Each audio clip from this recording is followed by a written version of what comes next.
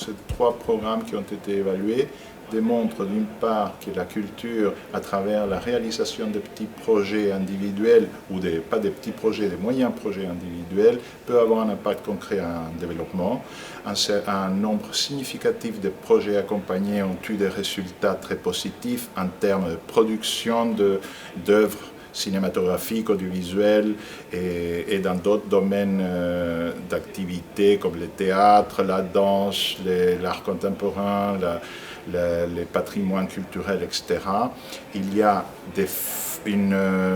un très fort renforcement des capacités managériales des opérateurs qui ont bénéficié de ces projets,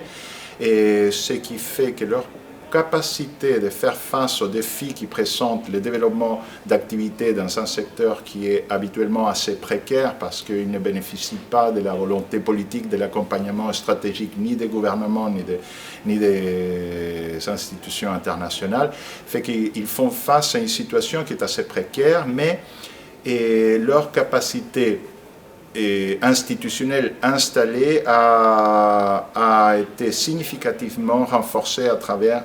ces trois programmes. Un deuxième constat majeur en termes de visibilité des produits et des œuvres culturelles, artistiques des pays ACP, s'est fortement renforcé dans les pays du Nord et aussi dans d'autres pays ACP. Il y a ici une dimension de coopération entre ACP et de coopération ACP-Europe. D'une part, il y a cet échange de vision culturelle, de vision artistique, et d'autre part, il y a la mutualisation des efforts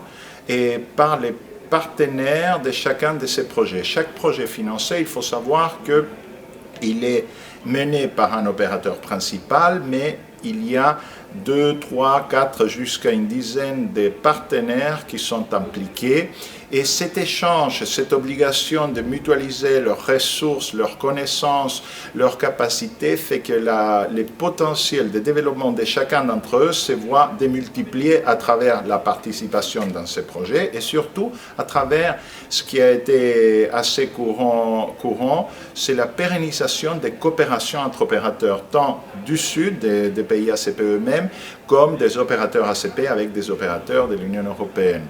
Et comme autre grand point positif des projets, de ces programmes, c'est une accumulation de connaissances, de capital intellectuel autour de la notion de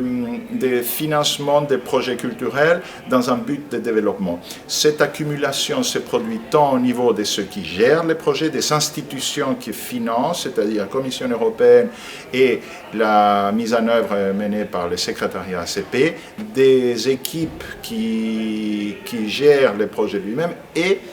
des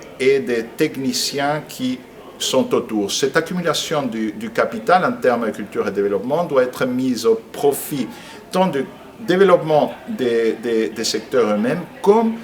du cadre politique stratégique dans lequel ces secteurs